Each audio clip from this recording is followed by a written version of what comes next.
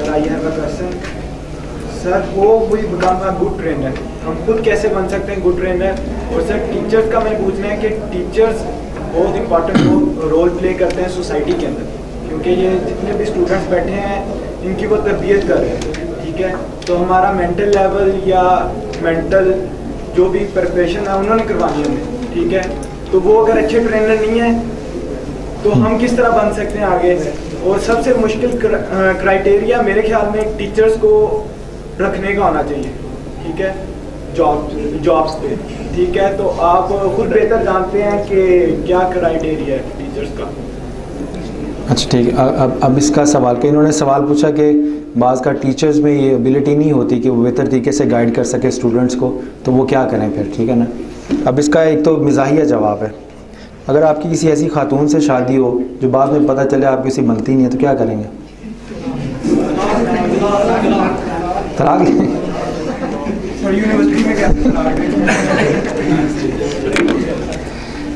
अब एक practical lesson याद रख लें, 4 या 3 चीज़ें ऐसी हैं ज़िंदगी में खुश नसीबों को मिलती हैं। अच्छे वालिदैन जो अच्छी तरबियत करें, अच्छे उस्ताद जो अच्छी तालीम व तरबियत करें, आपकी तालीम कर दें, ठीक है ना? अच्छी बीवी, अच्छी शरीक हयात और अच्छा बॉस ऑफिस लाइफ में। अब इन सारों में से जिसको चारों अच्छी मिल जाए खुश नसीब, वरना कहीं ना कहीं कोई एक आध बंदा मिस हो जाता, ठीक है ना? अब आपके लिए सजेशन मेरी ये होगी कि बजाय आप अपने टीचर में नुक्स तलाश करें, या अगर नुक्स नज़र आ गए हैं तो उसी पे फोकस करके कुड़ते रहें। जिस तरह आप बॉस के साथ काम करते हैं दफ्तर में, तो आपके पास मजबूरी ऐसी होती है, आप नौकरी नहीं छोड़ सकते, बेरोज़गार हो जाएंगे तो ख़र्चा कौन पूरा करेगा?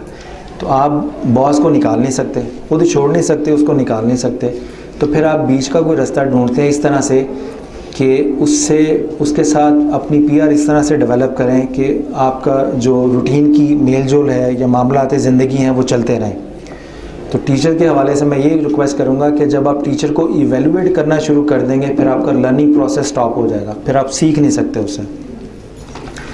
टीचर जैसा कैसा भी है उसको अल्लाह की नेमत और फजल समझें, ठीक है ना? जब आपने किसी से फैज़ लेना हो तो उसका अदब और एहतराम ज़रूरी है, ठीक है ना? तो फैज़ लेने के लिए वो कैसा है, जैसा कैसा भी है वो है और उसकी ज़िंदगी है। आपने उससे फैज़ लेके उससे अख़ज़ करके, मिसाल के तौर पे जब आपको सब्जेक्ट दे रहा है, आपको पढ़ा रहा है, तो अब ये उसकी ज़िम्मेदारी नहीं है कि उसने जितना पढ़ा दिया है उससे ज़्यादा आपने पढ़ना भी नहीं है। जो चीज़ वो बयान कर रहा है आप एडिशनली उस पर रिसर्च करके मुख्तलिफ़ एंगल से गूगल से सर्च कर लें, किताबें देख लें, आप ख़ुद अपने टीचर भी बनने की कोशिश करें, बजाय ये कि आप रिसर्च की ज़िम्मेदारी अपने टीचर पे डाल दें कि जितना वो रिसर्च करके लाएगा मैंने उतना ही पढ़ना है, फिर तो गए काम से। आप जितना टीचर से ले रहे हैं उसको एक नेमत कंसिडर करें और जितना उससे लेने के बाद बाकी मामलात ज़िंदगी में ख़ुद से भी रिसर्च करें, ख़ुद लाइब्रेरी जाने की आदत डालें।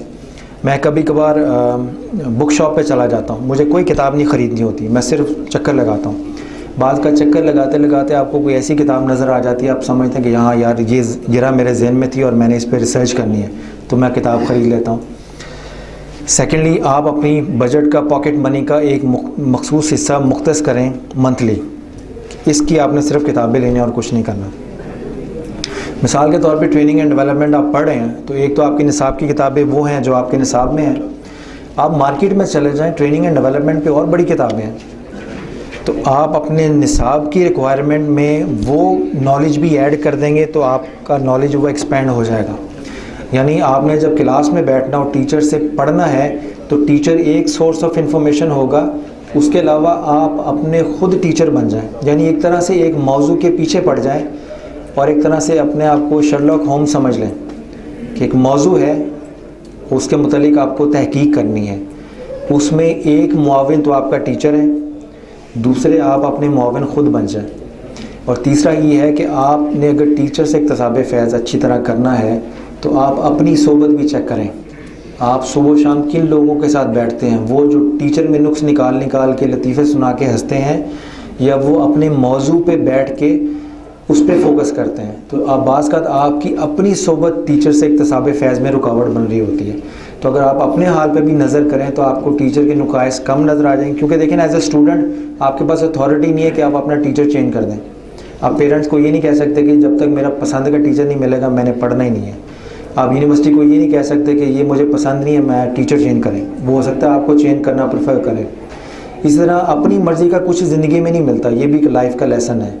ज़िंदगी में जो कुछ है वो वैसे ही है, आपने रास्ता बनाना अपना।